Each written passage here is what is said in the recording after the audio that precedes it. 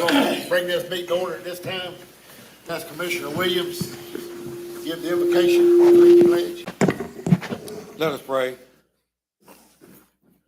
Dear Heavenly Father, once again, dear Lord, we thank you for your grace and we thank you for thy mercy. But most of all, Father, we thank you for your Son, Jesus Christ. As usual, as we gather and we pray, we always like to give thanks and protection for our servicemen and women that serve around the world to give us this opportunity to have an open meeting like we have today. If it was for their sacrifice, we wouldn't be able to do so. Now, Father, look after us as we have this meeting of the Board of County Commissioners for the citizens of Columbia County this afternoon. These and all other blessings we ask in thy Son, Jesus Christ. Amen. Amen. Amen. I pledge allegiance to the flag of the United States of America and to the republic for which it stands, one nation, under God, indivisible, with liberty and justice for all.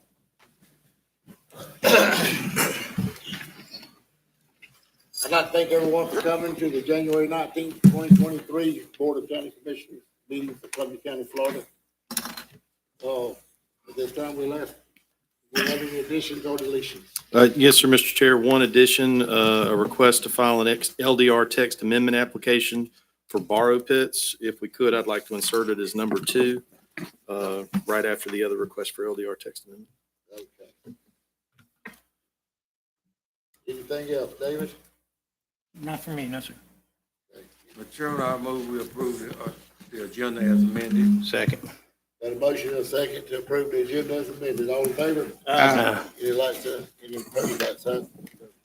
Motion carries.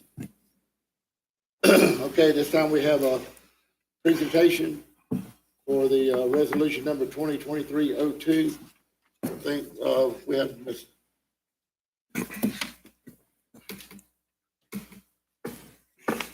Thank you, sir. Up here somewhere. Here we go. All right, resolution 2023-02 loan agreement. Basically, we have 2 FDOT funded grants to cover the construction projects of both Burley Road and County Road 6. County Road 6 is $2,982,488. Burley Road, I'm sorry, that was Burley Road. County Road 6 is $2,639,677. So grand total, you'll be borrowing $5,665,165. Something you discussed in the budget and approved in the budget. So this is the actual funding mechanism itself in the loan documentation. So it will be a capital improvement revenue note, series 2023. And we expect to pay it back from these the FDOT grant and also the $43,000 cost of issuance. So the cost to actually get this loan is $43,000. It is secured by non-ad valorem taxes.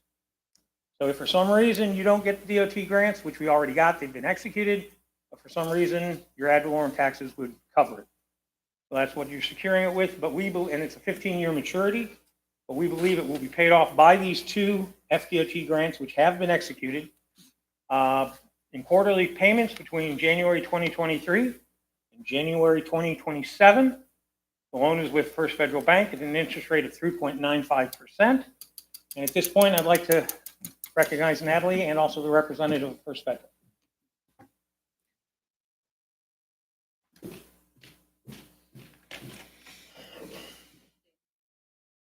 Good evening, Mr. Chair, members of the board. Natalie Sador with Public Resources Advisory Group. We are acting as financial advisor to the county on this transaction.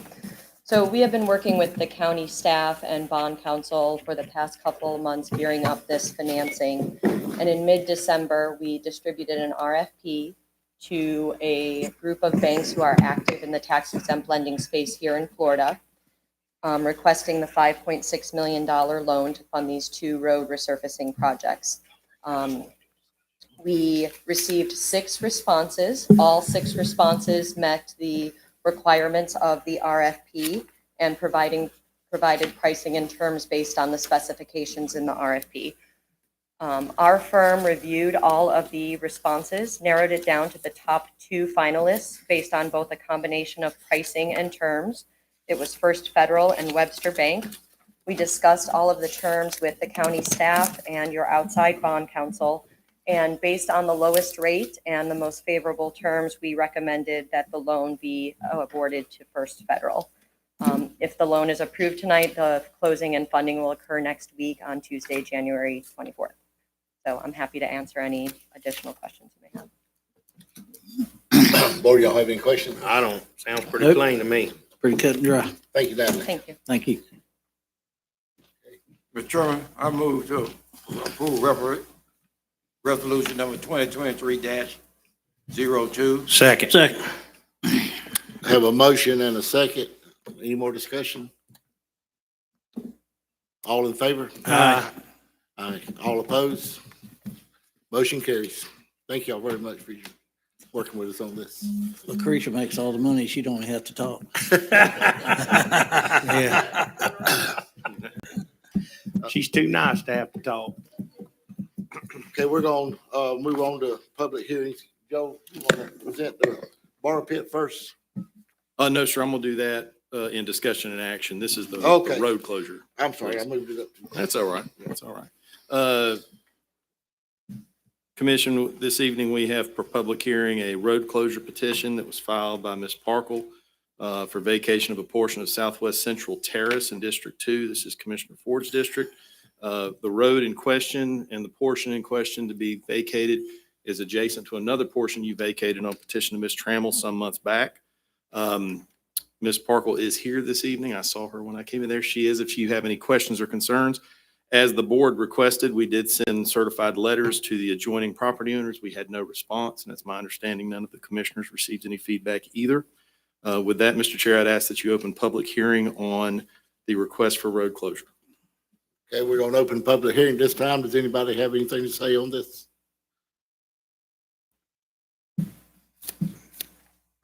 Nobody has anything to say? We'll close the public hearing. At this time, The resolution, Mr. Chair, is 2023 R-05. I'm sorry, yeah, resolution number 2023-05.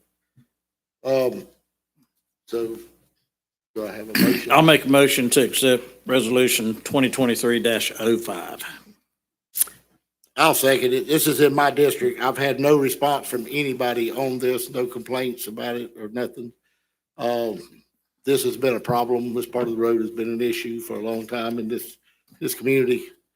So I'll make a second, and this time we'll take a vote. All in favor? Aye. Any opposed? Motion carries. Thank you, Mr. Chair. Ms. Parkle, you can leave if you'd like to. Would you like to say anything, or you good? Okay. All right, we're going to open the public hearing now for resolution number 2023-01. All right, resolution 2023-01 is the purchase and sale agreement for the Lake City Reporter Office Building. The price that they are offering to the Board of County Commissioners, and again, this is their offer to the county commissioners. They would like to have you consider it for $795,000. The size is, it's a 10,951 square foot building with 6,800 square feet of furnished office space. We did two appraisals as required by the law. One came in at $800,000, one came in at $837,000 for an average of $836,000, which is above the price in which they are requesting. If you move forward with this, they're requesting a $10,000 deposit. They want the closing date set 45 days from whenever it is executed. They're looking for what's called a post-closing occupancy agreement of 120 days. That means that they can stay in the building and operate in the building with joint tenancy with the county so that we can do whatever we would need to do, but they would continue to operate. They would cover insurance, utilities, all that. Anything after 120 days, they would pay it rent.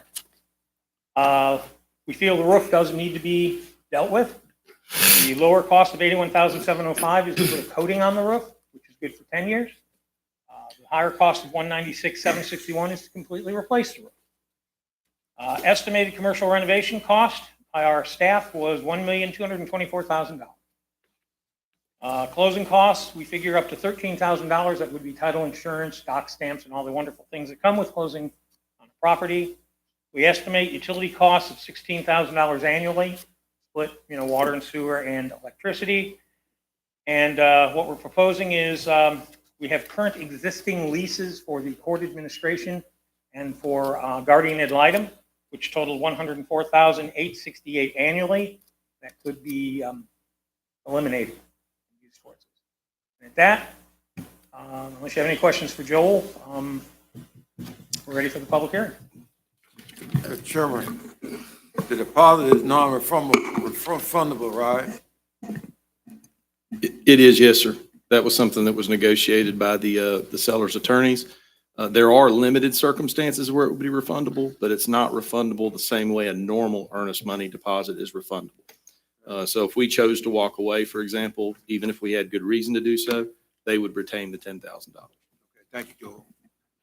Now, the 120 days for the post-closing occupancy, they're agreeable that we could start construction at that time, as long as it don't interfere with their daily activities? Or? Yes, sir. We can be in the property and working in the property. However, we can't interfere with their use of the building.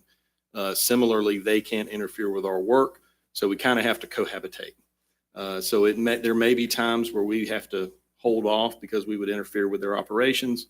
That's just something we had to negotiate. But they're using, from what I understand, a very small portion of that building right now. From my tour of the facility, they're using those offices on that front hallway, but the majority of the building is unoccupied. David, go ahead, I'm sorry. I know I didn't discuss it with David about I know we're trying to get some more parking area. And by buying that, we'll have more parking area. How many parking spaces do we need and how many is there now? That I don't know, sir. I believe there are 3 parking lots, one on each side of the building and one behind the building next to the Historic Museum. I believe it totals about 60 parking spots. But you think that's going to be adequate enough to put everybody in and keep everybody from in the front of the courthouse? Yes. Okay, that's what I needed to know. And we did have Troy and Sally Forder here, and they both looked at the building for their potential occupancy, if you have any questions for them as well. If we decide to divide this property with all those parking spaces at that new site, we need to make sure that the county employees park in those parking places over there and not take up the parking places in front of the annex building. That's correct. We need, the main thing, freeing up more parking for when people come down to do business at the annex and the courthouse, they can have parking to be able to do the business they need to do. Is that a policy now? No, it's not. And fully renovated, you're gonna have about $2 million in this property. Yes. You can't buy property and build for $2 million. We know that for a fact from the jail, from the crime scene building that we're building now. There's no way you can build this building new, buy property and put parking in and everything else for the $2 million. So, what we're getting for our dollar is a great value to the county, I think. Talking to staff, and doing the research ourselves on this, I agree with Mr. Ford. We've all been through it. We know the renovation costs that we put into the extended lease at the Duval Place. We know what we're paying on the First Federal building. Do the math and it is a good deal. I know, talking to staff, we in the past, we try to stick to our budget commitments and, not go through the middle of the budget season and do stuff like this. And I agree with that, but, giving this thing a lot of thought, this is a unique situation. And David, when I'm done, you can allude to the monies, the $700,000, I think me and you talked this morning, that's available, or this afternoon, where it's not a budgetary impact issue, but just like a couple of weeks ago, we were real fortunate. Our fire chief was diligent enough to go out and find a couple of deals, and fortunately, we didn't have to fork up no money on that. And I commend him for his efforts. But we no money out. We'll get a product at the end. But the location of this place, I just see a lot of. I get a constant complaint from contractors trying to go up and get a permit. And, then they leave the parking lot. When they finally get down there, they want to throw Sally around the cellar down there and Troy and them. So it's definitely a little out of my, where I stand on the budgetary issues, but, it's still a good deal any way you shake it. And it's an opportunity that don't come along every day. And when you have the opportunity to take advantage of a situation like this, you need to be where you can do it, and you need to move on it. Chair, if I may, one more statement. Joel, David, whoever's in the negotiating part of it there, they got 6 months here. You give them, if the deposit, call it whatever, earnest money, be negotiated. If there's a reason why we can push it out for that extended 6 months, if there's a benefit to us, fine. If there's not, that's fine too.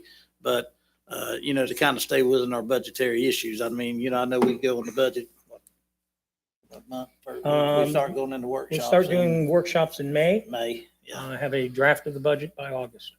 So, I don't know. I wasn't in the conversations, but, I don't know how, who, I don't know. We dealing with New York Times or whoever, I don't think $795,000 is going to break them for another 6-8 months, but but I may be wrong about that too, but. Well, we had negotiations we came in starting with about a 6-month closing window for due diligence and things like that.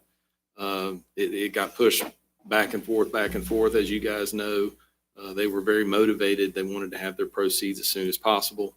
They had it, where it was as short as 15 days, which we said, absolutely, there's no way.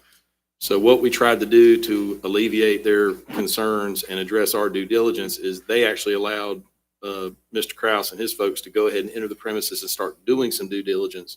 And then we got a 45-day closing window, which in my view still, that's relatively quick, guys. I mean, that's from tonight. So if you approve it tonight, you have 45 days when you have to put money on the table. That's a small window for an $800,000 purchase, but it is feasible. We've done enough on the staff side to make it at least feasible to do it. But to your point, Commissioner Murphy, that was something that was negotiated quite a bit. And this is this is their last best offer to us that we've now presented to you. So if you do want to change that time frame, you'll need to let us know, and we'll have to go back and try to renegotiate that. Mr. Chair. Yes, sir. I, for one, do not like to make big expenditures during the middle of a budget, but this is a unique situation. I agree. It's when you look around the complex, there's no other property at this time that we could utilize to do what we should do based on the proximity it is from the courthouse and the courthouse annex. I don't know about you guys, but the biggest complaints I get from people coming downtown to do business is nowhere to park. That's right. We know that if we look at the study that was done when the courthouse was and the annex were renovated, we're 10 years behind on moving out. We've met our growth spurt, and we've got space leases in other places, but this would be an opportunity for us to really maximize the efforts of additional parking and additional space within the close proximity of the courthouse and the courthouse annex. So it's a unique situation. So you deal with unique situations when the unique situation occurs.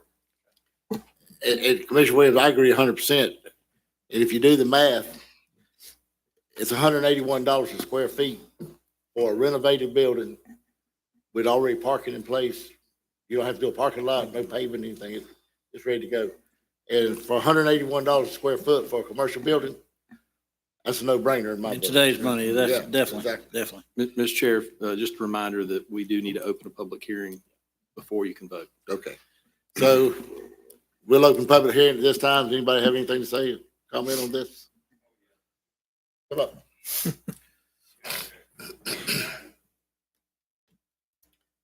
State your name and, I ain't giving up my address. I state my name. Sylvester Warren. There's a word called hypocrisy. I don't know whether you guys are familiar with it, but I see it being demonstrated when it comes to the budget and when it comes to unique issues. Richardson was a unique issue for a bathroom. Richardson was a unique issue for RC track. But again, I guess inner city kids don't matter. I guess it wasn't unique enough. And then you try to figure out how you come up with the ideal that the building department, which is the least traveled place within the annex. Because, you know, my girlfriend, Dad, he's a contractor, been doing it for over 30-some years. He started out with Troy, and we pulled several permits, and I know a lot of contractors myself in building spec houses. It's the least traveled. So I don't see that much space being freed up because most of the traffic in that area comes from the courthouse, tax collector, and predominantly the tag office. So I just don't see how that dog hunt, if that's going to be your excuse as to why you're buying it, if you create more space for people to park, because that is not freeing up a whole lot of space for people to park. So, you know, I got to call ace and spade a spade is BS on that, in my opinion. And another thing is, talking about $2 million, I mean, I understand a deal being a deal when you look at commercial space and you look at the square footage. But you in the middle of the budget cycle. I mean, y'all passed y'all budget in October. And the first time people come up here asking for money, wanting to do something, the first thing y'all tell them that the budget's already been met. And, you know, there's nothing you can do to into the next budget cycle. And I'm just trying to understand what special interest or what's so special and unique about this incident with the Lake City Reporter that wasn't special enough for kids to be able to have to urinate outside and crap outside. And what was so special that they couldn't get an RC track? And where's this money coming from? I don't think that was explained, how we're gonna pay for it. It's just miraculous how y'all come up with these deals that y'all really wanna do for certain people. But when it comes to the inner city kids and inner city community, y'all a bunch of hypocrites. And I don't exclude none of y'all sitting up there from being that way. Thank you. Anybody else?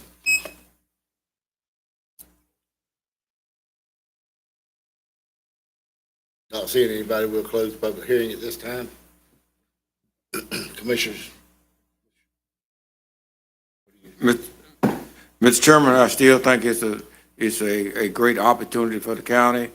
When you look at everything as a whole, the additional space they'll create for other departments that will be using that building, moving everybody out of the basement to free up space down there to have the additional parking. It means that if you can't find a parking place in the circle, you can go right across the street and park and walk to the courthouse or the annex. So I move that we are in negotiation with the Lake City Reporter in order to purchase this property. If I could just clarify, it's not to negotiate. This is to sign the contract. All right, well, Just to clarify. all right, yes, sir. That we buy the property, no negotiation. We buy the property as presented on the outlay that was presented to us. You got a second on that? Second. Got a motion and a second. All in favor? Aye. All right. Any opposed? Motion carries. All right, let's move on down. Consent agenda. What about, can I get a motion for the consent agenda? To approve the consent agenda? So move. Second. Got a motion and a second. All in favor? Aye. Motion to adopt consent agenda? So moved. Second. Got a motion and a second. All in favor? Aye. Aye. Okay, Joe? Thank you, Mr. Chair.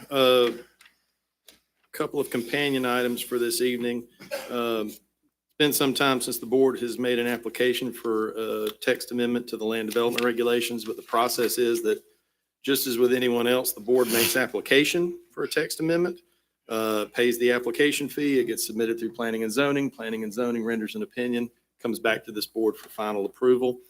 The first request to file application relates to our changes for Article 5 relating to subdivisions. This has been a continuing discussion with the board as well as with staff between my office. We believe that what we have here is a fair reflection of the board's intentions. And so we'd like to go ahead and initiate the amendment process by authorizing the filing of the application. So I'm asking for a motion to approve application for the LDR text amendment to amend and update Article 5 subdivisions. What's the pleasure of the board? Get a motion? I'll make a motion to approve. Got a motion? Second. Get a second? Second.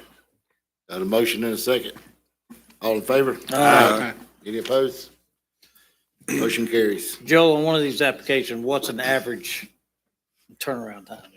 We're going to file this and then it'll be on the next planning and zoning board agenda. And then I'll notice it for an adoption hearing because it is an ordinance and just as quickly as I can get it So back. to you. Tallahassee doesn't have to. This is not, Okay, this is gotcha. not a comp plan amendment. Okay, This is just on the LDR. Yes, sir. Okay, gotcha. Yes, sir. The addition that I asked for this evening is a companion item. Y'all will recall that we had discussions about the need for the county to rework its borrow pit permitting process. There were concerns about setbacks as well as erosion impacts to adjoining properties. Staff has reviewed it, and believe it or not, there's just a couple of small changes that have to be made, reducing setbacks from 330 to 100 feet in certain circumstances and from 660 to 200 feet in other circumstances. And then we added language to change the slopes from what they are now is 4-to-1 to 6-to-1. So what that does is reduce the possibility that this will create erosion impacts to the adjoining properties. So there's just two places that had to be changed. And so that's what the application reflects. Again, we need the board's authorization to make the application for the change. Now, Joel, when we make this application and it goes through its process we pass, the existing borrow pits or do that, what's the procedure for them to? They're permitted under the code that they were permitted under. So Okay. their permit's going to require them to do what they're supposed to do. And as far as I know, we don't have any permit compliance issues. New permits will go under this. Okay, but how about these They can bring that setbacks? permit back though. They could come back for a permit Okay, modification. okay, Because because- what we don't always understand about existing borrow pits is, again, the impacts to an existing borrow pit, I guess it could allow it to move out closer to the property line. Well, But that they was need to- my concern because Yeah. there's a lot of bar pits with a lot of dirt in it Yes, sir. and I think that's kind of what brought this on. you Yeah. know, and, I think the, okay. I the just want to make appropriate- sure they had an opportunity to come back and, oh, sure. Get more Permit, dirt. permit modification, just like we do with the water management district from time to time. because as we said, dirt's a commodity anymore. Yes, sir. Okay. So, this doesn't have to be a public, No, I just need a motion to Can authorize. I get a motion? I make a application. motion to authorize Second? the text amendment. Second. Got a motion and a second. Any more discussion? Commissioner Williams? No, sir. All in favor? Aye. Any opposed, like sign? Motion carries. Thank you, Mr. Chair. For better or for worse, I'm busy tonight. The next item is a request to set an adoption hearing. You guys will recall not too long ago, we were visited by our friends from the Post, and they wanted to reintroduce simulated gambling devices to their operations, and they explained that they were a war veterans organization. That's a very specific and narrow classification under IRS code. It is extraordinarily difficult to qualify to be a war veterans organization, including your membership ratios have to reflect war veterans, right? They'll tell you all about it. But in any event, I've gone ahead and drafted up the proposed language. It just creates a single exemption for those organizations that are classified as war veterans organizations pursuant to 501c19 of the Internal Revenue Code. And what that would do, it just lifts the ban on those organizations. They are required by Internal Revenue Code to spend 100% of that money on local veterans. Just as they represented to you, I wanted to let you know I did confirm that. So I'm asking to set the adoption hearing for the second meeting of February. So moved. Second. Got a motion and a second. All in favor? Aye. Any opposed? Motion carries. Thank you, Mr. Chair. Pardon me? You said number 2. I thought it was number 2 on the other issue. There's several number 2s up here on this here. Each section's got a number 2. So I thought you got up and spoke on the public hearing. So if you want to get up, come on, speak on it. I'm just saying, you got to clarify where you want to speak on.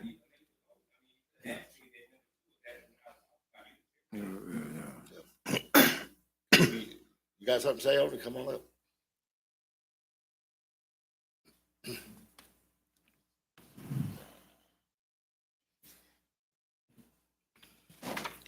Here's your card. It says item number 2.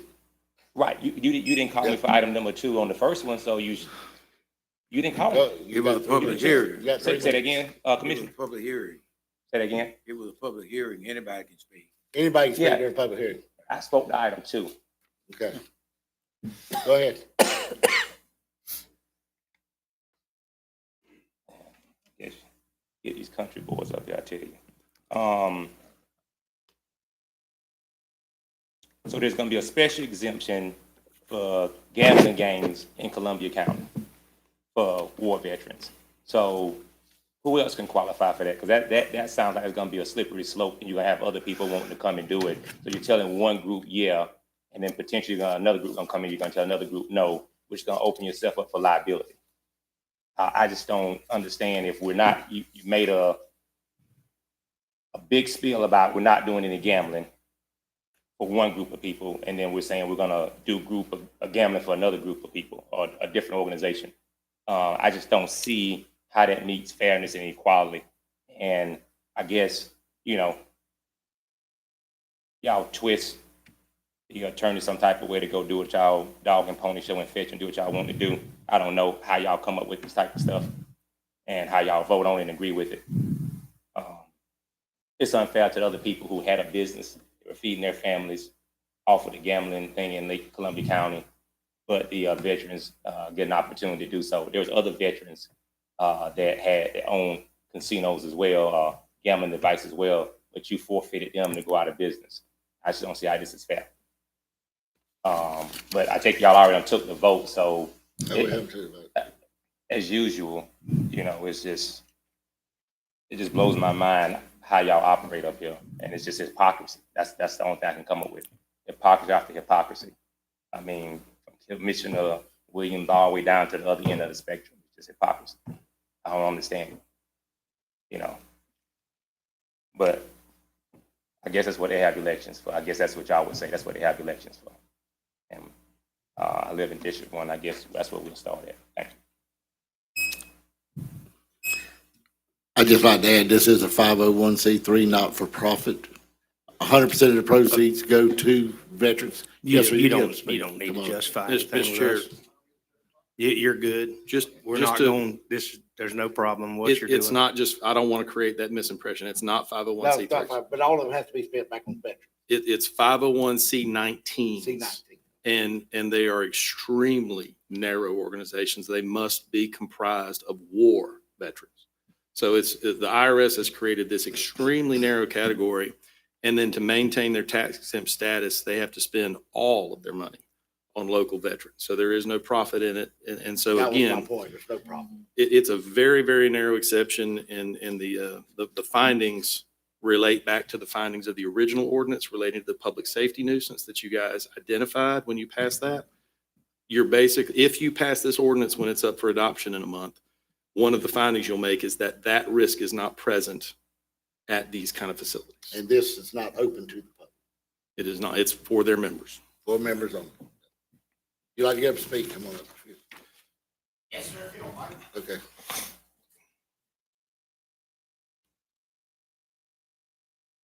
First, I'd like to say thank you for your time. My name is Enrique Cabrera, known as Rick Cabrera. I'm the commander of Post 57 here in Lake City. And we are a nonprofit, 501(c)(19), like the attorney just said. The money that we make from all these games and stuff, we put out on an average probably about $100,000 back into the community. We do not get paid. I am solely a volunteer person. Nobody on my board gets paid. The only people that get paid in our building are staff, personnel, maintenance. Obviously, we have to maintain the building. But all that money goes right back out to the community. And those of you who have seen our flyers, law enforcement, battered women, children, anything you can think of that we do for this community, that's where that money goes to. And it's not just our veterans. Of course, that's our first priority. But the rest of that goes to this whole community, not just veterans. Thanks, sir. Thank you, sir. The last item I had for consideration this evening, Mr. Chair, is an interlocal agreement with the town of Fort White. This is the final step in our working with the town of Fort White to add them into our Waste Pro contract. This interlocal agreement provides for a mechanism by which the county will invoice the town, since we pay Waste Pro. We'll invoice the town will reimburse us for what we paid Waste Pro. The town will in turn do a special assessment on its citizens.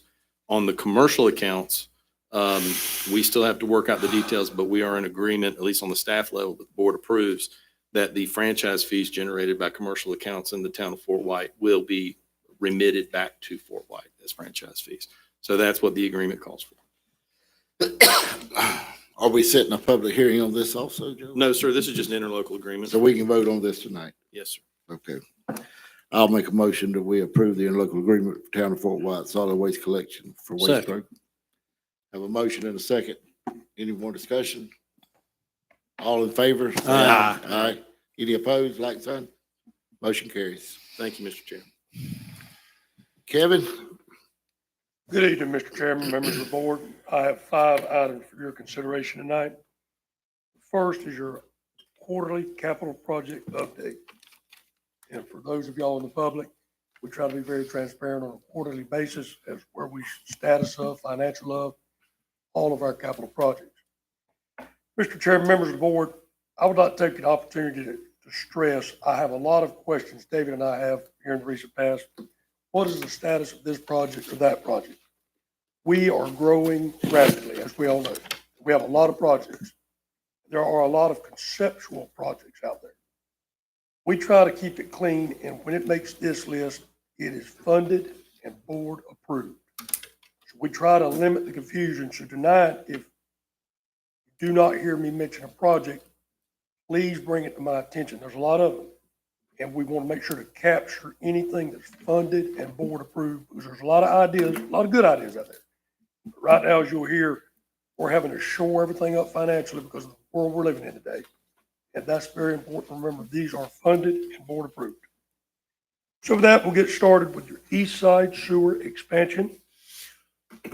Construction bids are out. We're going to begin the groundbreaking in March of 2023. Ellisville Sewer expansion. Prep work has begun for construction to expand from 25,000 gallons per day to 50 gallons per day. Legis Appropriation Rail out on US 90 East at the Intermodal Park, awaiting new ownership of Phase 1. Phase 1 is complete and reimbursement has been received. North Florida Water Treatment Plant. Test well installed, testing waters began. Results should be available in 4 to 6 weeks. Not funded, waiting approval of legislative appropriation that has been submitted. That's an example. Sometimes there's confusion. We've drilled the test well. We do not have funding to construct the well. We're waiting on it. Ellisville, Fort White water line. Project is still under design, expecting bid design to be ready in late February of this year. Most of our materials have been received. 247 and Cannon Creek, in the design and permitting stormwater pond. Staff has provided FDOT with interlocal for property transfer with Swanee River Water Management District. Cypress Lakes and Charles Road. Waiting final permits. We have issued notice to proceed. Mr. Ford, the signs will be installed Monday week. Parnell Hills, we're at 60% based on the CPPM provided. That is right on target.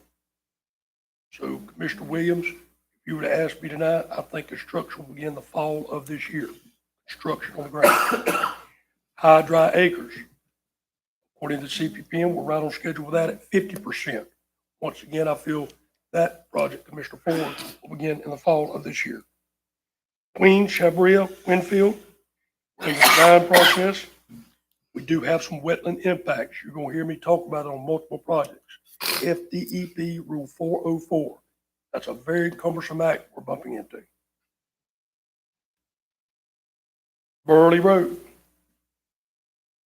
That project is married to 6. We had that conversation earlier in the meeting, how we're going to finance it. You take Burley Road, we know that's in high and dry land. We will be going out to bid in the immediate future, that's within 4 or 5 weeks. 6, which is the brother or sister of that project, wetland impacts, okay? You got your finances straight tonight. At the end of the day, you've got a project that's going real soon out to bid. You've got another project way in the rears, okay? DEP, that's the new part in our life that we've never dealt with before. So we have roughly 47,428,000. We've spent 5.7 million, 41.6 ballots on the grant funded side of things. Okay? On to the county side of things. Richardson generator. Generator was ship date was moved back to March of 23. Franklin Street Tower, generator is on order with a delivery date of March of 23. IT fire suppression, the equipment scheduled to ship the 1st of May. All electrical components and roof work should be done by March. Project completion, July. Richardson lights are on hold. Generator monitoring, awaiting demo to ship. 5 Points restroom, we're buttoning it up in February. River Rise boat ramp, task order issued, waiting on bid documents. Field laser grading will be scheduled for the summer with a completion date at the end of June. Bridges on the bike trail, working on details to prepare for bid. EDC billboard. We have received design and project management proposal. We do have an access issue that we're working through Joel's office on. Lake City Animal Shelter on hold. Petroleum cleanup, ground sampling of the existing monitoring wells sampled last month, part of the site assessment. Waiting on recommendation for next step. Station 51 expansion. This is your fire department on Lake Jeffrey Highway. We are waiting on steel building, should ship mid-February. Project completion date, April. Jail admin, this is your old admin. It's in the design phase. Traffic ops building. Met with FPL to stake out locations, waiting to receive quotes. Animal control will be discussed later in the meeting. Parking lot at the Southside Sports Complex. Mr. Murphy, we're about to finally button it up. Anticipated water management issue a permit by mid-April. Country Club in 252 Signal. At the last meeting, we found that Old Country Club did make the cut under the FDOT submissions. So we're going to roll this project into that project and make it all part of that grant. Mayo Road. Right-of-way info has been provided. The right-of-way acquisition agents are buttoning up with the property owners. We have submitted water management for permitting. Double Run. Boone is low bidder. We're getting the notice proceeds, ready to go to contract. English LM Aaron. Designs near complete. Right-of-way has been provided. Working on final maps and legal descriptions. Subject to water management. Once again, permitting. 247 and Bascom Norris. Currently in the design phase, FDOT construction for 2027. That's the job we discussed the other night. We're going to shore up with another sum of money for one more year annually to get our deal down in Ellisville. Old Wire, we are currently working on that job. We'll be paving it next week. Academic. Survey is complete.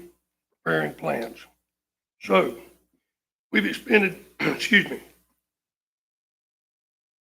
5.2 million in totality, 559 spent with a 4.6 balance. Mr. Chairman, that concludes your capital project quarterly update. Kevin, Roll, go ahead. I'm sorry, Mr. roll back to number one, Kevin, the, on roll back. No, that went the wrong way. The start, just from the start. Where do you want to go, Commissioner Williams? You Number start. one, number You one. started the presentation. East side, you had it.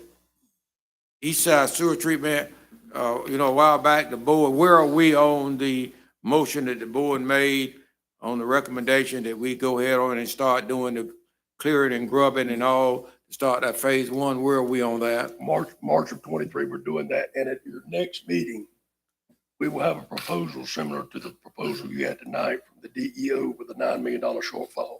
You will have that in February, but we are breaking ground in March of 23. Okay. Kevin, go ahead. Rob. I was just saying, they've had the approval for a little while. They just, their schedule is what they're waiting. Yes, sir. Yeah. Yes, sir.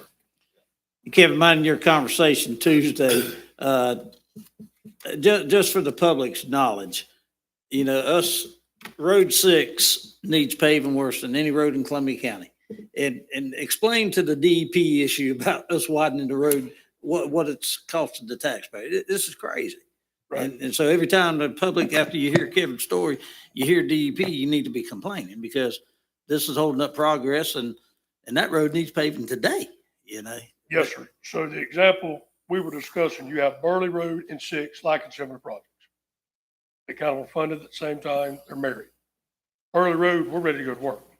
6 is way out there. Why is that? There are some real unique interpretations that we've never seen before. So you go and you redo the highway, you make it a little wider for obvious reasons. What we call a cross drain extension, a pipe under the highway. You extend it a foot or two. You're not tearing up anything. You're putting a foot of pipe on it. Common sense has always told me you punch a road through a cypress swamp, you got to mitigate that, right? You're tearing up nature. They're treating a 1 foot extension, right, equivalent to what I just said about going through a cypress swamp. It's been my experience, there's no bosses. So at the water management level, at the FDOT level, when you bump into delays and things of that nature, you can navigate your way through those problems and get answers. We don't know who to talk to. Nobody does. That's right. So it does two things. It's a very costly procedure in the design phase, and it slows the project down to a turtle's pace. And then when we estimate these projects and it kicks it up 6-8 years down the road, it's just a financial impact all the way around. And that's been a lot of the issue with Cypress Lake. You are Why correct. it's taking so long to get everything done. Yes, sir. It is, it has really slowed down progress a lot. When we hit the legislative day, we need to wear our representatives out. We get Tallahassee because and demand a meeting with whoever. If you can find somebody in Tallahassee, that is DEP, because I don't know who to call, and I know you don't. I think- You know, I think- we might ought to put it on the back of our jackets. I think DEP is federal level. Yeah, but you know, Florida's still got their division of it, you know. Yeah. I mean, they might have some pull. Let me tell you how crazy this is. On Double Run Road, before we got the permit to pave Double Run Road, DEP was interested in the water in the ditch, determine whether it was a wetland or not. If you're gonna take the water in the ditch in my district from Gum Swamp Road to the Georgia line, every road there is in the wetland, because the ditches hold water. What they're designed to do. It doesn't make sense on some of the things that they are coming up with, and all it does is add cost to the project and slow it down. That means that Greg or whoever the engineer got to go through all this whole process to prove they're wrong. They're right until they've been proven they have been wrong. Am I right, Kirby? Mr. Williams, we wore a computer slam out back and forth about Cypress Lake Road, about the arguing about wetlands or not wetlands. It doesn't make sense, but you know, it's the, and no one seemed to listen to us. Yeah. Right. Commission, if I may, this is all over. You can talk to all your That's right, neighbors, that's all right. your, this is not isolated. But to Columbia County. Oh, yeah. The DEP, if I'm not, somebody in said Florida- something about federal. The DEP is not a federal organization, are they? They are? Well, No, they're not. It's the Florida Department of Environmental Protection. There is, Recommendation, but it's federal. there is two, Robbie. They adopted the federal guidelines, from what I understand, at the meeting. Am I right, Greg? He talking to one of our consultants. You know, I Who's thought over- the who's same, over the water management district? I thought the Basically. same thing. But Yeah. as I look it up for last month, I looked it up. I said, how's DEP telling us to do this? I don't see a DEP, federal DEP, but there may be the federal agency of whatever. Who knows? It's FDEP, Florida Department of Environmental Protection. It is a state agency. The difference that you're dealing with now is a few years ago, the state took over federal wetland permitting, which is the 404 that Mr. Kirby referenced at the start of his talk here.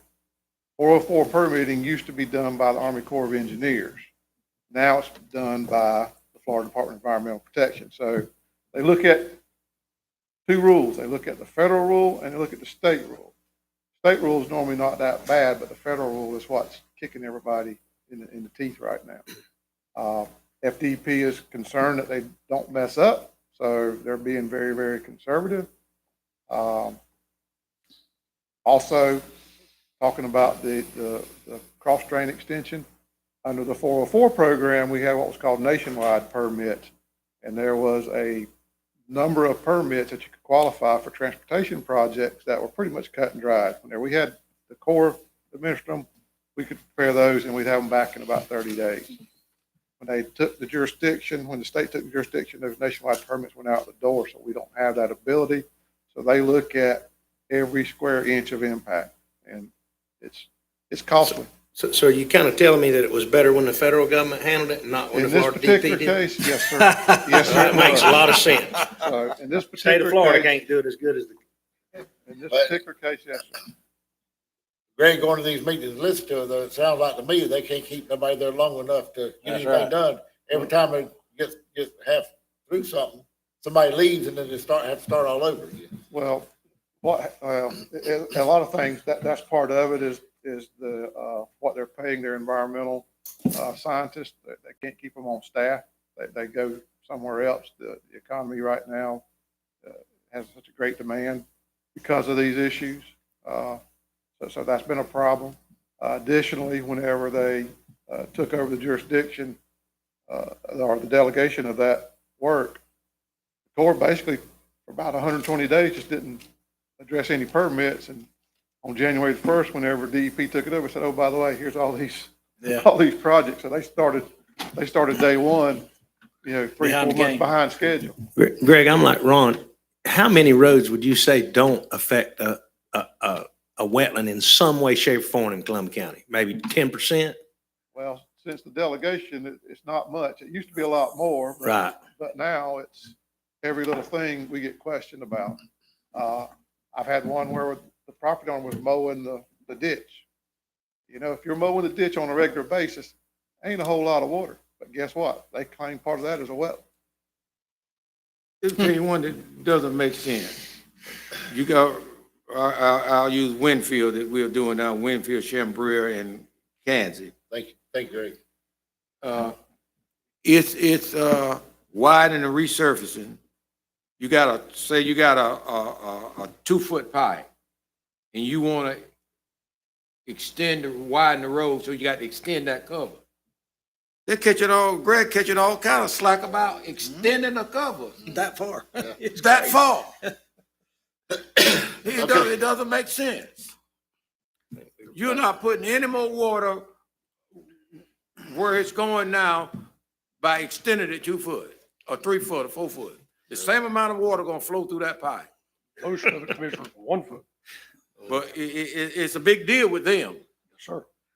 I agree. Mr. Williams, it almost sounds like to me it's time to go back to the old ways and ask for forgiveness. But you got to pay when you do that.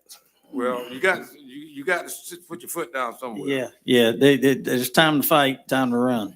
Okay, Kevin, let's move on to number 5. Okay, thank you, gentlemen. Your next issue is change order number 2.1 at Ellisville Wastewater Treatment Facility.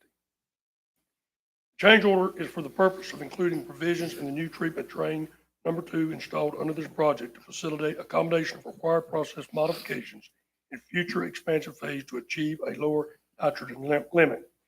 So basically, when the time this job was designed and lit, they come in and made some more constricted ruling. So we feel obligated, let's go ahead and capture it while we're doing it so we don't have to basically do a remodel after a construction. So this is for an additive increase in the amount of $39,832.37 and an increase in 31 calendar days to the project. Mr. Chairman, I'm requesting a motion to ratify the approval of change order number 2.1 with SGS Contracting Services, Inc. in the amount of $39,832.37 and execute Exhibit H. So moved. Second. Got a motion and a second. All in favor? Aye. Aye. Any opposed? Motion carries. Thank you, sir. Okay, your next item, as we all know, we dedicate roughly $3 million annually to our resurfacing countywide program. Tonight, I'm here to request permission to let the following projects in District 3. Emerald Lake subdivisions, which is Gray Glen, Harwell Court, Kelly Lake, Gaelic Court, Zach Drive, Silverleaf Lane, Emerald Lake Drive, and Heritage Drive. Proposed construction consists of milling and resurfacing. Total length is 9,700 foot, estimated cost at $800,000. Once again, this is off US 90 Brown Road area. Next list in District 3 is Mellon Court at 950 foot and Royal Court at 1,200 foot. This is at the intersection of 242 and 247. Due to pavement failure and the probability of base and subgrade failure, the proposed construction will consist of full depth reclamation. Total length is roughly 9,700 foot and at $400,000. I'm requesting a motion to approve the annual resurfacing projects for District 3 in the amount of $1.2 million to be funded for 303, 80, 82, 541, 30, 46. So moved. Second. Got a motion and a second. All in favor? Aye. Any opposed, like sign? Motion carries. Thank you. Your next item is bid number 2023A, traffic stripe painting. This is one of those little hidden tasks that we do on an annual basis. We have to keep up our striping of our roads. We did receive 2 bids, Emerald Coast and Jenkins.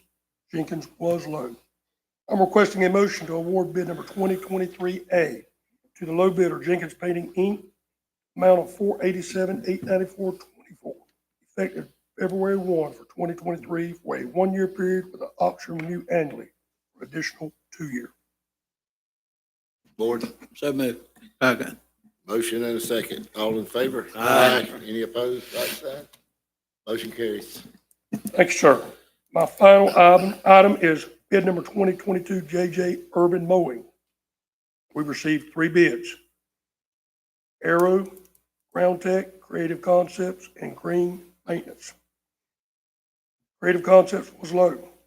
I'm requesting a motion to award bid number 2022 JJ to the lowest bidder, Creative Concepts Home and Landscaping Solutions, Inc., in the amount of $24,802 per cycle, with an annual cost of $198,416, effective April 1 of 2023. 1-year period, with an option to renew annually for additional 2 years. So moved. Got a motion Second. and a second. All in favor? Aye. Any opposed? Motion carries. And gentlemen, just as a footnote for the public to know, we have began our final litter cleanup countywide. So we're in motion on that. We should complete it roughly March the 1st. Okay? Thank y'all, gentlemen. Thank you, Mr. Kirby. Kevin, who's performing that? Boone. Boone. Kevin, if you could, on your way to your seat, going to Branford today, could you reach out to your allies at DOT and tell them they might ought to do their trash pickup too? I mean, it is. 47, They you do. run down there Oh, yeah. Yeah, it's We all went down 247 and come back 47. It's bad, terrible. Yes, sir. really bad. I was wondering if you was throwing it out because real bad right before your road turned your house. Mr. Kraus. Yes, the first item I have, thank you very much, is BA number 2324, an upgrade to courthouse security. Basically, the system we have is aging, and it's hard to get replacement parts. So the sheriff is asking to upgrade the courthouse security using half of the money from federal forfeiture funds and the other half from courthouse innovations. The chief judge has agreed. So moved. Second. Got a motion and a second. All in favor? Aye. Any opposed? Motion carries. The next item is annual leave for Lawrence Wilson. Our county policy caps annual leave at 352 hours every December 31st. Mr. Wilson, as you know, is our only radio person. Means he's on call 24/7 all year long. And unfortunately, that means he was unable to take leave this year because of things that happened with the radio system. Means he had to forfeit 101 hours, 101.52 hours of annual leave. If you pay that out, it would equal approximately $4,910. 2012, the board approved similar leave for Pam Davis at the landfill because of the transition. She was unable to take her annual leave. So we're asking the board to consider. So moved. Got a motion and a second. All in favor? Aye. Any opposed? Motion carries.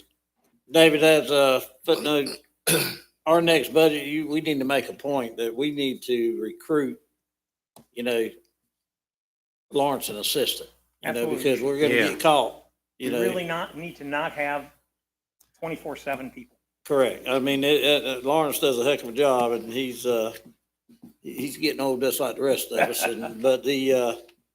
But we really need to do our job and recruit somebody in that field because that's a very unique field and we're very, very fortunate to have who we have. Well, we're just lucky he's dedicated enough. He ain't to kidding. do it when He ain't I mean, kidding. He needs a break, though. Anybody we needs need to go to sit in that room with him for about 2 hours. We need to find you'll sit somebody there and before he say, gets "Wow." fed up with Yeah. us. We Yep. will do that. The next item is item BA 2325, the Supervisor of Elections reversion for 21-22. Tommy apologizes for not being here. She had a death in the family, so she was unable to attend. Basically, her annual report says that there's $64,644 that she's turning back into the county. She respectfully requests the board consider giving it back, putting it in her funds so that she can purchase and upgrade the elections equipment for future elections. So moved. Second. Got a motion and a second. All in favor? Aye. Any opposed? Motion carries. The next item is Budget Amendment 2330, the EMS grant. Basically, it's a $28,797 grant, and we want to use it to buy what they call Lucas devices, 2 Lucas devices. If you're having a heart attack, the Lucas device actually does the chest compressions rather than the paramedics, so that they can do other things while they're doing it. It's very important for life safety. We request that you approve the budget. And these units be on our, what do we call them, the ALS trucks? I believe so. I move we approve BA 2330, So- Kansas County Ground. Second. Got a motion and a second. All in favor? Aye. Any opposed? Motion carries. The next item is Budget Amendment 2331. We've been busy. Grant for utility software. To cut to short, you approved us buying the software under the grant for the replacement of the water meters. We met with the Water Management District. They approved the software for the meter reading. They approved the computer equipment, but they said they have a hard time seeing what billing software has to do with saving water and preserving water.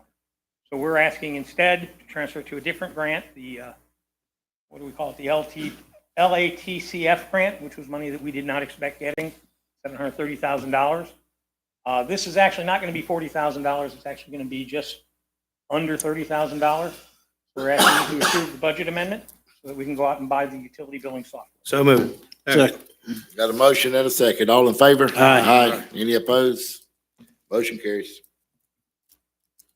Sheriff's, BA 2326, Sheriff's Federal Forfeiture Fund. He is requesting $37,768 from drug forfeiture monies so that he can replace a canine unit and also purchase some drones that are very important in his work.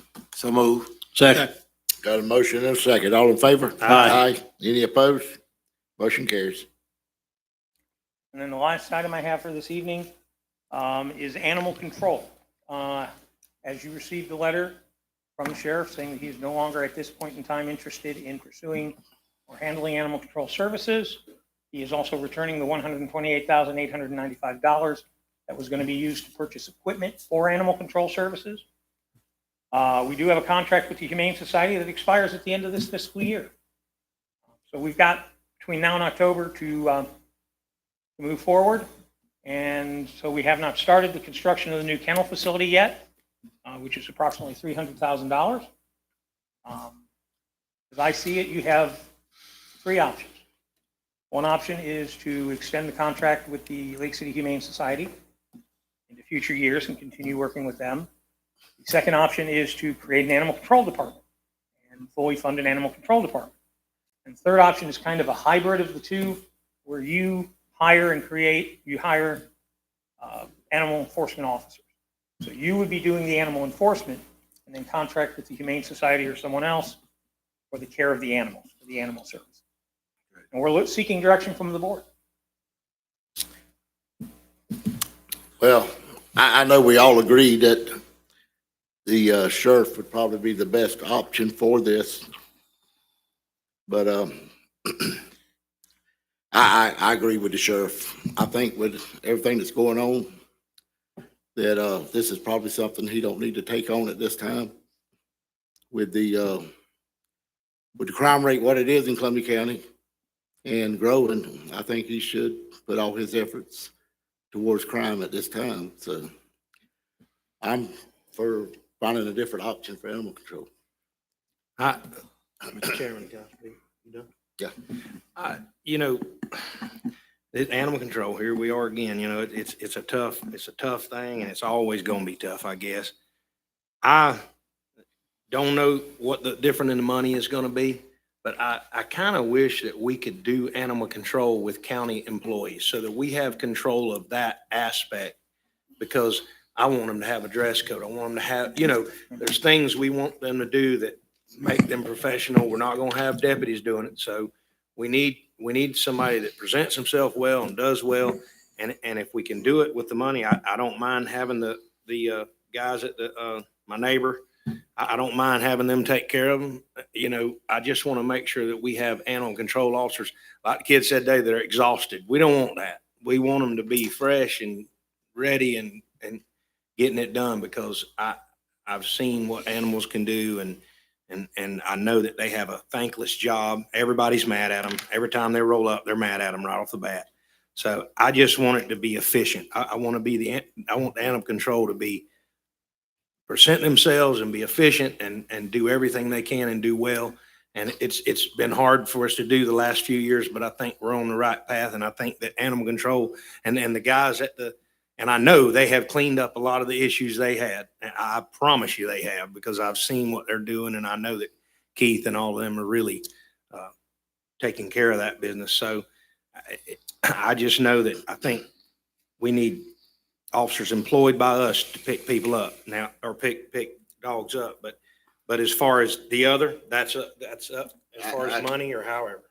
David, I agree with Commissioner Hollingworth. I think we should look at hiring some animal control people working for the county. Let them be dispatched through 911, 3-4, whatever that requires, some training. But I would like to see us negotiate with the Columbia County Humane Society for housing our animals, and you know, and we'll pay them in support for that. You know, I'd like to see an agreement worked out with that. That's the route I would like to see us go. Now, some of the other board members might have something different. Mr. Chairman, I move that we accept the letter from the sheriff authorizing the county to proceed in the options to provide animal control service. And I think we got time to put this together. We got a year left with a little, at the end of the fiscal year left with the animal control. That give us time to, with Humane Society, that give us time to put our concerns and all in a policy to be able to protect the animal control officers. I'll second that. I'll second that, Ron. Got a motion and a second. Any more discussion? Yeah, but why? I mean, you got animal control doing their job. Why couldn't this board say, animal control, we're gonna hire you an extra person to help with y'all animal control? Could that work? I won't support that. Yeah. Under no I circumstances. think it's, That's why we're here today. I don't want any more calls saying they didn't do their job and we're going, oh, they didn't do their job. Why didn't they? I want it to be county. When somebody don't do their job, there's going to be a county employee that says, yes, I did, or no, I didn't. That's what I want. Our 911 center should take the call. It should be a 911 call if you Yeah, have animal. and because it just makes it And we more should be professional. dispatched through 911. It's hard to work with the with the Humane Society through 911 like that. I mean, people make mistakes answering phones. It's just a Yeah. fact. It is, you know. But Like I said, we got time to put this yeah. together. I agree with Commissioner Williams. Do we need to really vote on anything, or can we just have David bring us back a proposal? Well, we need to Motion to accept kill this, right, Joe? the letter from the sheriff. Yeah. Okay, Okay, I have a motion to accept the letter from the sheriff. Second. Got a second? I think the attorney All in wanted to favor? say something. Aye. Aye. Any opposed? Motion carries. Just for the record, This item is budgeted, and you do have the funds in your budget. Right. Well, Also, so David, and I know this is, without saying, but I'd like to see the difference in the cost of having them house them and having us build a building and house them. And I'm sure that it should be better. Their price probably would be better than us doing it ourselves, but Save you, hopefully. yeah. It would definitely be more cost-effective to have them housing. Well, as Ron said, we got time to do it, but I would definitely ask, let's get going. And Keith, we appreciate the job y'all do over there. We know it's thankless and I just, yeah, I know. David, were you gonna do this, update? Yeah.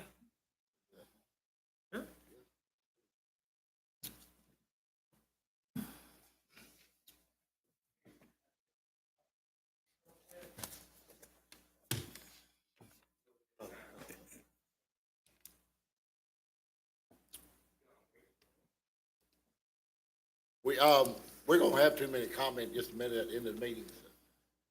You wanna just wait for 2-minute comment? 3 minutes. 3-minute comment, I'm sorry, we changed to 3 minutes. Mr. Chair, Yes. actually, we're up to the point of the agenda that it is open public comment, 3 minutes.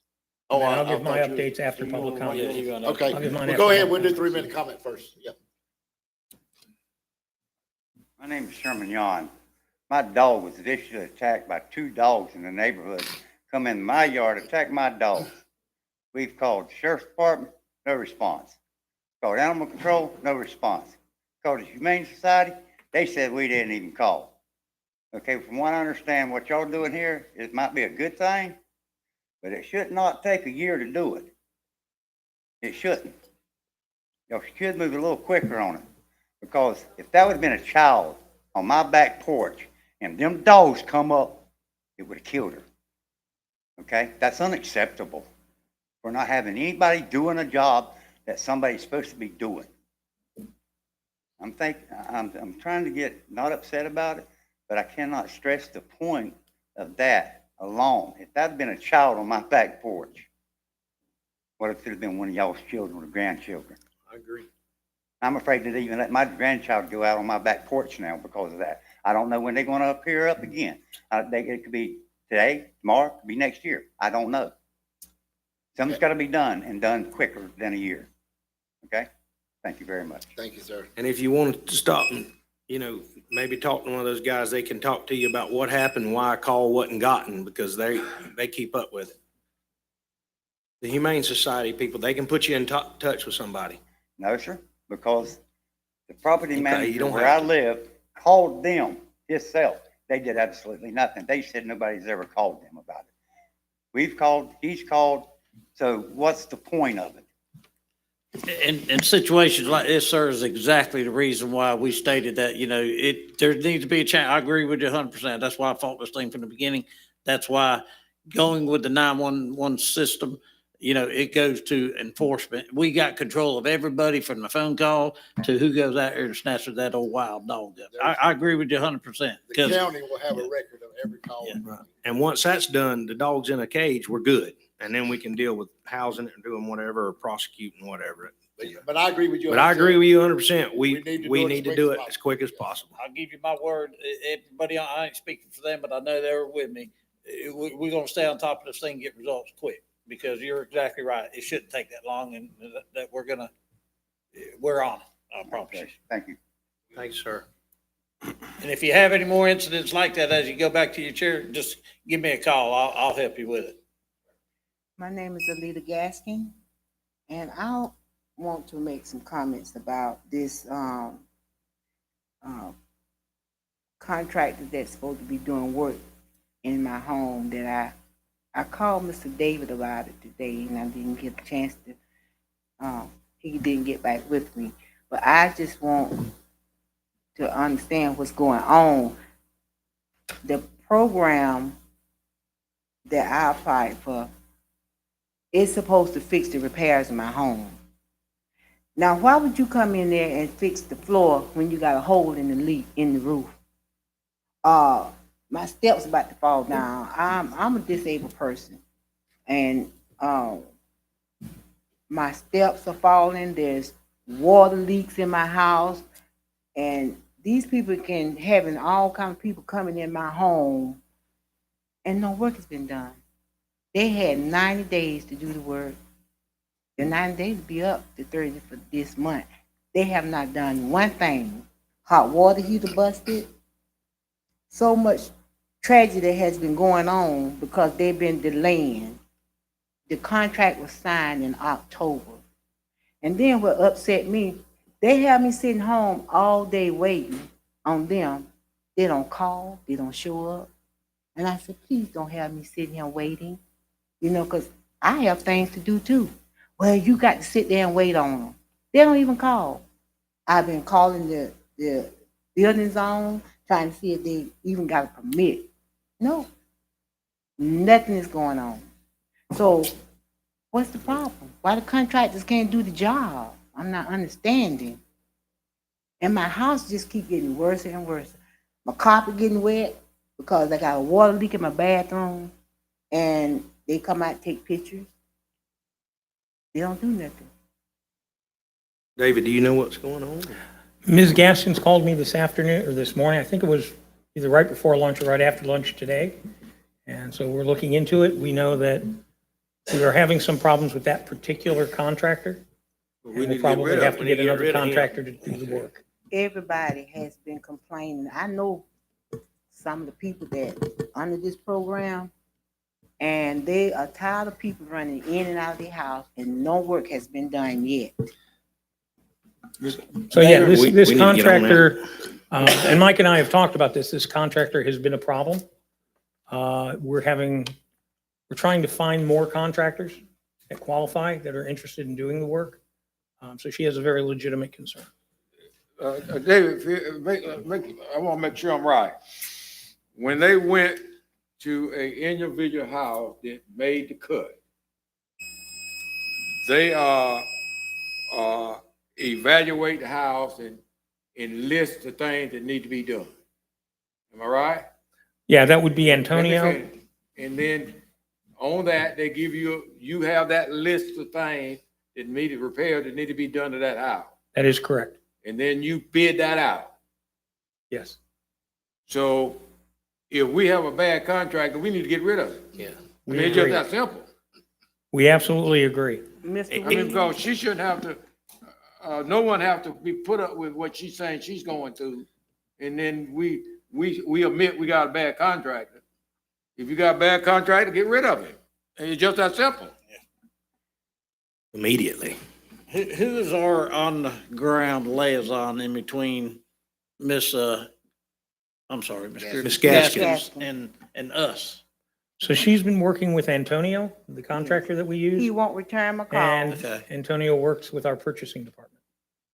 Well, David, I want you to take care of this in the morning. That's Yeah. right, that's right. In the morning, not tomorrow evening, in the morning. And I would say if he's on a job doing anything else, he don't need to do them no more. Because if we got water coming in Miss Gaskin's house, come on, somebody could put a temporary cover or something over it, you know. They put a- Yeah, Excuse me. Well, the I water agree. is coming up under the Miss Gaskins, tile they in put my a floor bathroom. in, The they put your floor, floor in when there was a leak in the roof.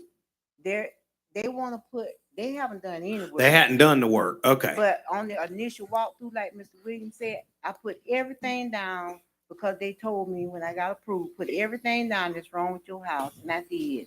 And the guy named Patrick, he wrote everything down, but when I got the contract from Mr. Jenkins, half the stuff wasn't on there, like my roof getting fixed, my, I'll tell you what, Ms. Gasson, get that list up for us. Will you do that? they didn't get David's it. got- No. Get the list again so that when we get somebody else in there, they'll get it all done instead of part of it. Okay? So write that list up and get it to Mr. Kraus or call your commissioner, whoever your commissioner is, and get it to him. We'll definitely get some answers. Okay? So Thank we you. will Thank you. follow the procedures to Thank you for coming terminate up the here. contract with this contractor and see if we can go with the second lowest bid. Thank you Whatever. for bringing that to our attention, Ms. Gaskins. Go ahead, ma'am. Hello, my name is River Dana.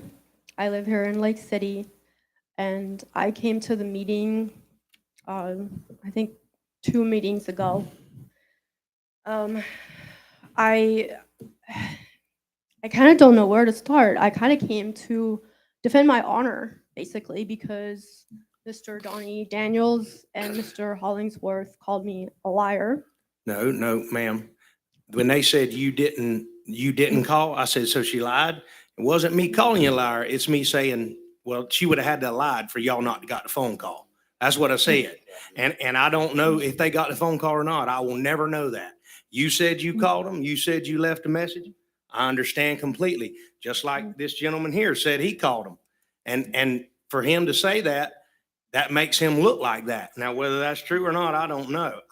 That's why I'm pushing to have it go to 911 and have it go to a county employee. So nobody ever has that problem. But I did. Yeah. No more whether we did it or whether we didn't. But I didn't call you a liar. I said, so she lied, because I was questioning. So we're not getting calls, because when you don't get a call, I'm going to calls, say, okay, why? What happened? Is she lying or is somebody else lying? Or is the phone, like we said, we asked them, how does the phone work? A lot of people will get a call and maybe their worker got it and didn't tell them and but they said they have a record of all the calls or something. But somebody, if you called, somebody's lying. Now, I don't know who it is. You know what I mean? So the day that happened, that was my neighbor that spoke earlier. That was his dog, all that. So that's the same incident. That's the same Okay, incident. all right. And their dog has been attacked before. I don't know about their other calls. I do know that I'm a dog owner and I'm very passionate about animals. And I have called animal control several times. And the voicemail recording says that if you leave a message, someone will get back to you. I probably called over 10 times in the last 7 months. Do you know when you did that? And yes, You have that's those why I'm dates? here today, sir. Right. I So want you to show that to the people at Humane Society because they need to know if the people that work for them are not answering the phone. This That's a is- problem. I brought this for you guys if you would Okay. like to see. On December 12th at 9:43, I placed an outgoing call that lasted 1 minute and 55 seconds to the Lake City Humane Society. And I didn't call them first when it happened because they do never call back. And I'm gonna get to that in a second, but I actually called the sheriff first because I kind of didn't have faith that anything would happen if I called the Humane Society. And the sheriff dispatch directed me to call their on-call system. And so it did take me, I was delayed calling animal control a little bit, like a good 20 minutes after the dogs. But, like everything, so I work for the Department of Corrections, and that's a career that relies very heavily on its employees conducting themselves to a higher standard of integrity. So anytime my integrity is called into question, I've got a problem with that. So I'm not meaning to come here and be aggro out the gate. I will start by apologizing to the Humane Society because I always like to take responsibility for the part that I play in things. And I do have a very literal, direct way of thinking. And at the time, I thought I was just stating facts. Okay. And You I need to see wrap how it it, up. You need to wrap it up. I see how it could be a reflection, like I was attacking their work ethic or whatever. And I didn't mean it for it to come off that way. So I will apologize for that. I did call that day. I have proof. We got you. We got you. I would like you to give those to the Humane Society so they can check their records and see if they have an employee that's not telling them the truth. Somebody's not. Because Yes. the call did not come in for their records. You're saying it did, they're saying it didn't. We need to find out who's telling the truth. Right. You know what I mean? And I didn't really want that. I'm sorry, Mr. Chairman, the Lake City Humane Society, they got more than 3 minutes the last time they were here. Yes, they did. I would like to have something to say because y'all talked about me the last time and I wasn't here and I'm here now. We understand what you're saying, that you did call, and we're gonna find out if you did or not. And when you give that to them, that will give us a way to go, this is what happened. Why is it? Somebody's doing, either the people at the Humane Society aren't answering or you didn't call. Now you're saying you call. I believe I you. have proof that I called. believe you. I believe you. I believe both of you. I just want to find out who's And- mistaken. Somebody, and I don't know, they need that for them to do their job. If they're receiving calls and they're not getting them, you need to give them those because somebody that works for them may be the problem. There's no better way than to call out who's right or wrong. So please give them that information. They can take it back to their records for their phones, because they say they got a actual thing that shows who calls, when they call, and all that. So Right. it would be wonderful. I'm glad you came. You weren't here last time because I was going to ask you that. What do you have that shows you called? So take it to them, please, after this meeting, if you Well, would. and Then we can find out what the problem is. And I, like, going forward, like, we can go back and forth all day, but it's already done. It's in the past. This being like solution oriented, I will say that and I speak for a lot of my friends, I like your idea about having an agency specifically for animal control, because the Humane Society does a lot. They do veterinary care, do adoptions, they've got a store, a kennel. So like when you wear too many hats, sometimes you just get spread too thin. And I really like your idea, and I would like to see Thank the you. county move forward with it. Thank you. Got your message. Anybody else?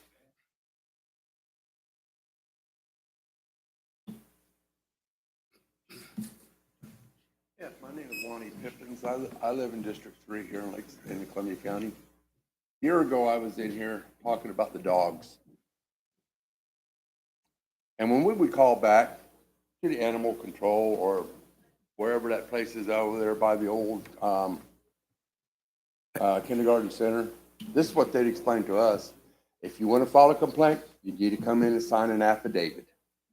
Why the hell would I have to go all the way in to sign an affidavit when they should be coming out responding to a dog? The dogs that lived in my neighborhood, they're gone. That drug dealer is gone. I don't know if that man's still here, but a lot of his people, no, he's not, he's already gone. They must have had about 40 police officers out there when they had a shooting, and the meth lab has already been pulled away over the live oak, thank goodness. It's in Swanee County now. But why do we have to sign an affidavit? That's my question. So if the 5 of you, along with the other 3 at the end, hey ma'am, I don't know what, if y'all can get together and find out why a person calls animal control or wherever that place is out there by the old kindergarten center, that you have to sign an affidavit before they can come out and see you. And that's why we're here fixing it. Okay, another question. We called the county office and we asked to talk to our county commissioner. We never get a reply back from them. Okay, thank you. Anybody else? Come on.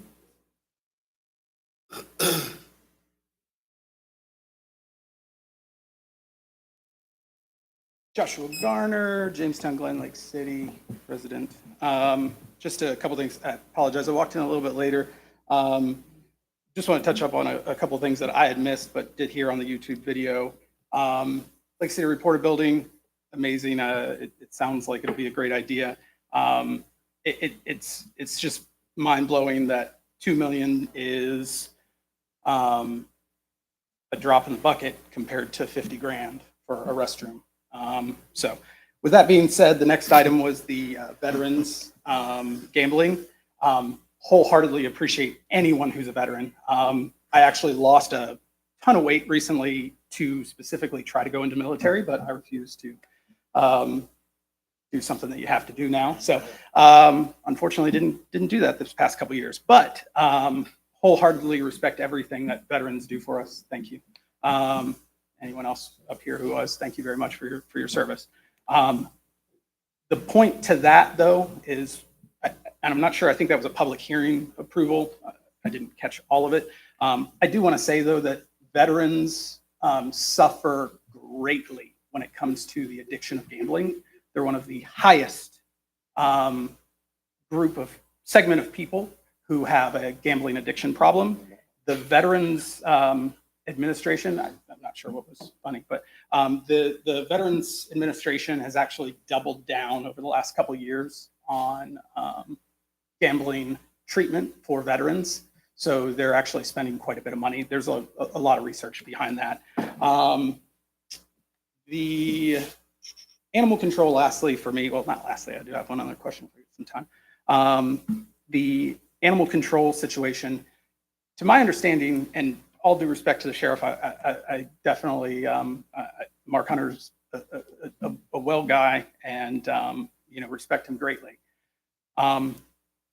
If my boss said, hey, I have another job here's some money for you to get a department, I kind of have to do it. I can't tell my boss no.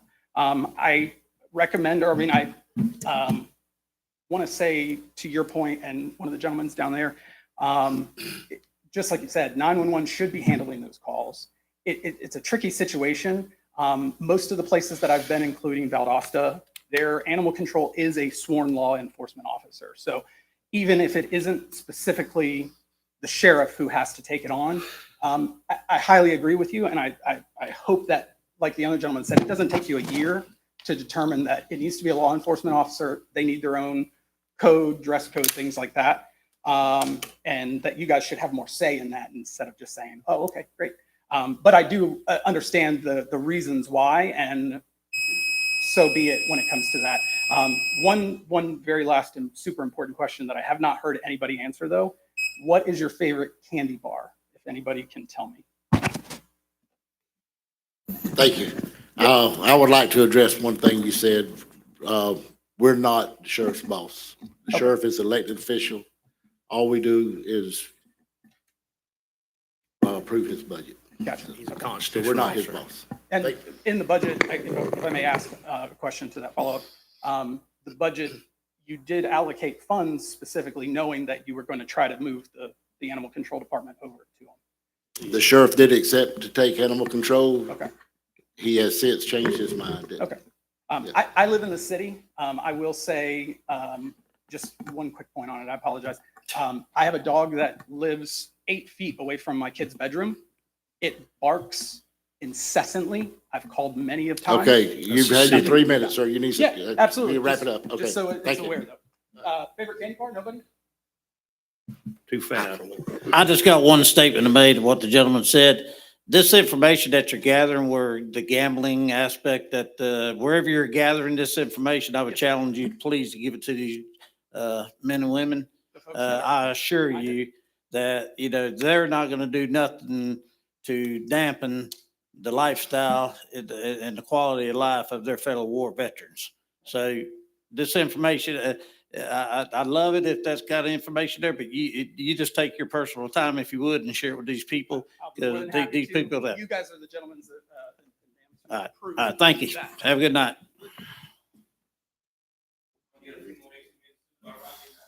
A lot of people do a whole lot of talking to pass the time, but when I come, y'all got these strict requirements. Thank God for YouTube for the recording.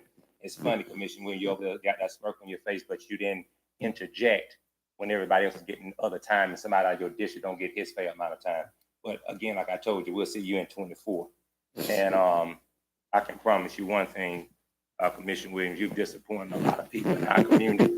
Say And, what? Say we what? don't- Say what now? You've disappointed a lot of Don't people in our call out community is what I We said. don't No, call out you have individuals. disappointed everybody in the community. Well, You think people love you, but they don't.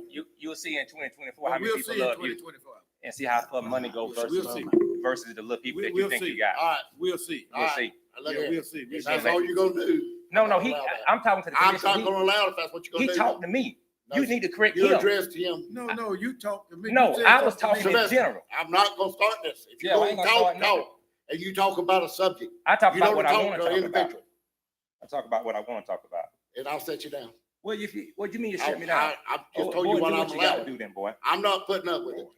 So I tell you what, Commissioner, I hope these boys give you a lot of money, and because you're gonna have a hell of a race on your hand, and either I ask for you to resign today, lose your next race because you won't represent District 1 ever again. We'll see. You will, I promise you that. Sit down. You That's it. You ain't got That's enough. it. Hillbird That's You ain't it. got enough. You ain't got enough Sylvester, capital. sit down. You You're ain't got done. enough capital. Sit down.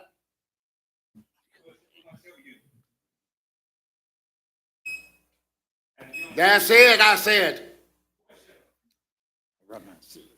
Would you remove him, please? I'm not putting up with it. Right, that we'll leave then.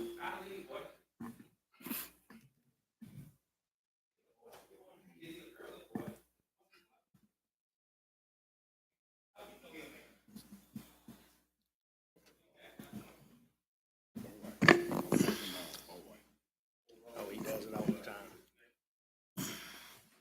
Children will play. Anything else? Anybody else got 3 minutes? Okay. I want y'all to know that we're behind y'all 100%. Okay. 100,000%. Okay, David, let's do the update now. Okay, I have a couple different items to update. The first one is the license agreements for the community centers and sports leagues. As you remember, you adopted a new contract for the community centers. We had a meeting at the coach's office with all of the community centers, went through the contracts. They're in the process of executing them and returning them.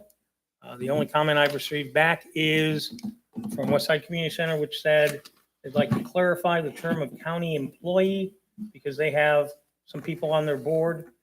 The contract does not allow county employees to serve on boards. They have some people on their board that work for the property appraiser. And so they wanted to specify that it was BOCC employees. Yeah, as a matter of law, they're not county employees. They're property appraiser employees. Okay. I will explain that. Other than that, haven't heard any complaints. Like I said, we had all the community centers there. Some are not 501c3s, but they are not-for-profits, and so they are eligible. And so we're getting all those paperwork in and back to you, and should have that back by February. Second one is then we met with the sports leagues, all of the sports leagues.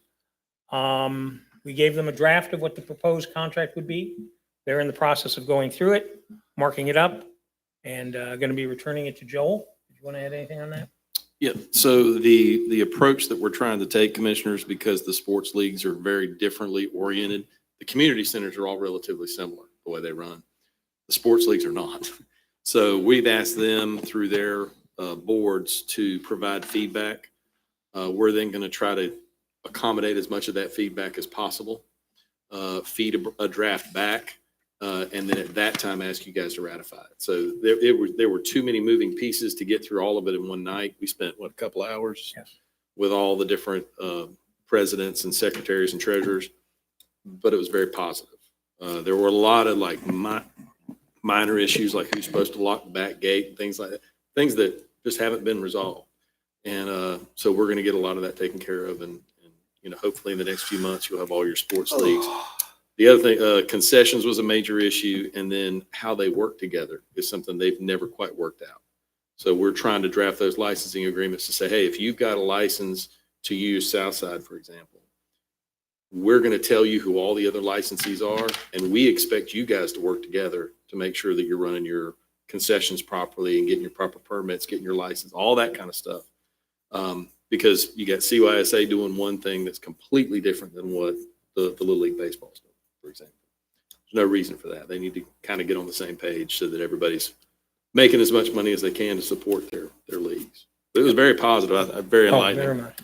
One of the other differences between the sports leagues and the community centers is the community centers have a facility that they control.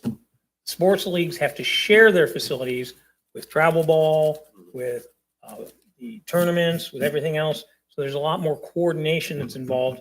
It's not just as simple as you control this field.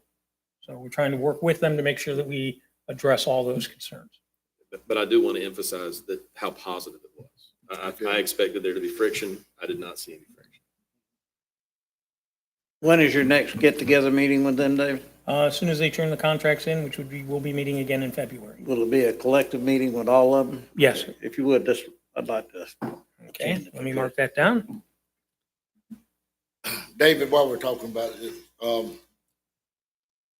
one of the things I would like to see at the next meeting is a funding package for the Richardson Community Center from the county to the city.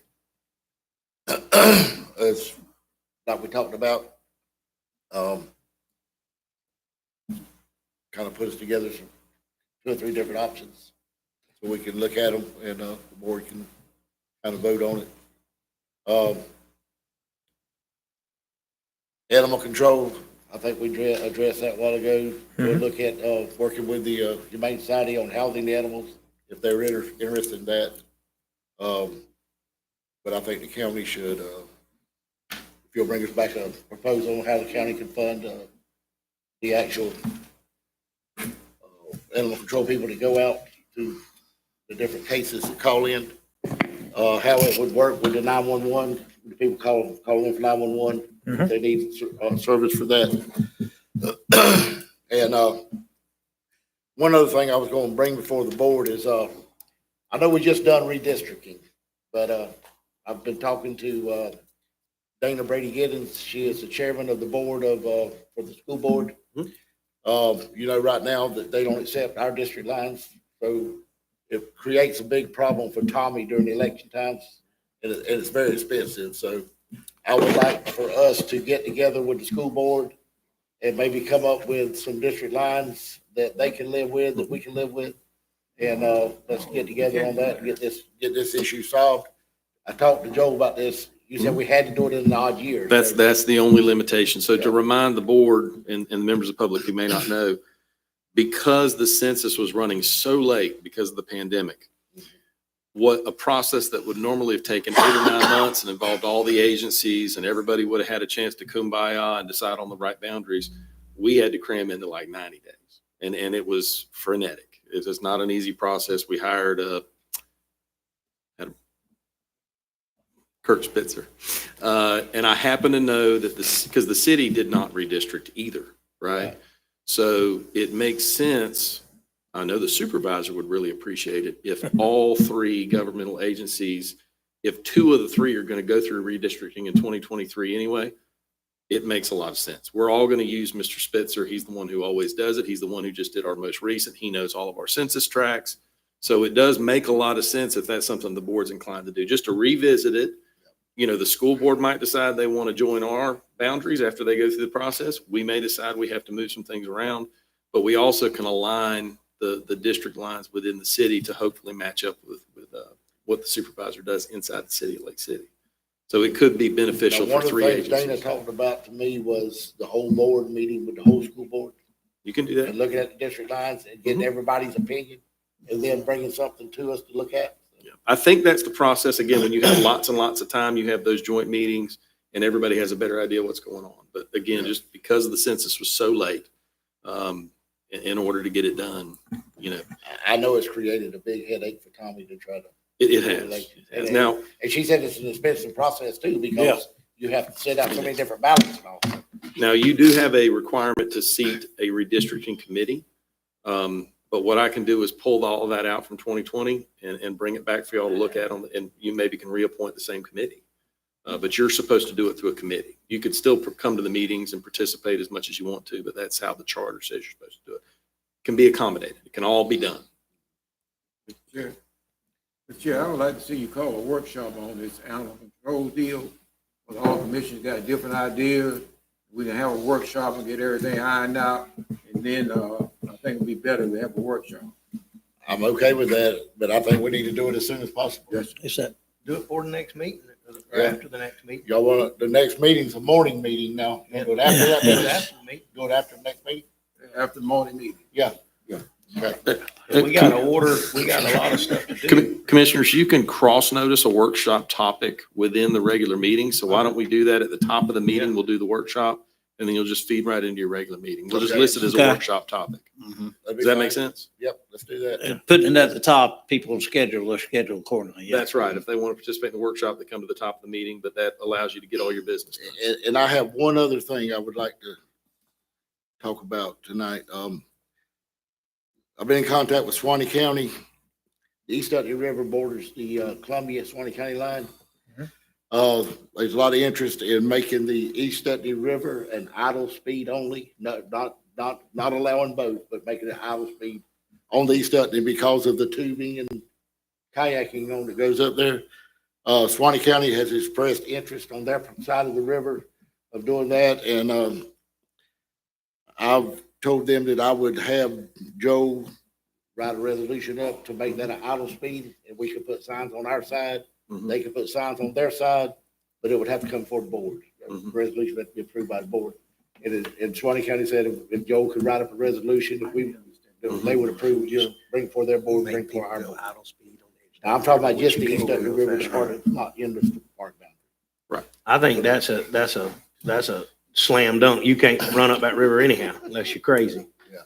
So, Yeah.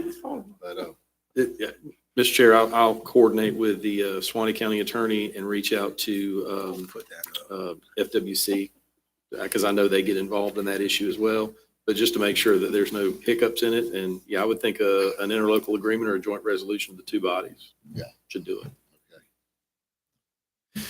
That's all I have. Anybody else? No, man. Yeah. Go ahead. I ain't got nothing to say. You ain't got nothing? I moved to adjourn. No, I'm not done yet. You better hurry. I'm gonna say 2 minutes worth and I'm done. Not even 2 minutes worth. Anyway, I'm glad we're getting this animal control under control. And if nobody has ever been to a war zone or in a different country than this country right here, all of these guys, including myself, we know what it's all about.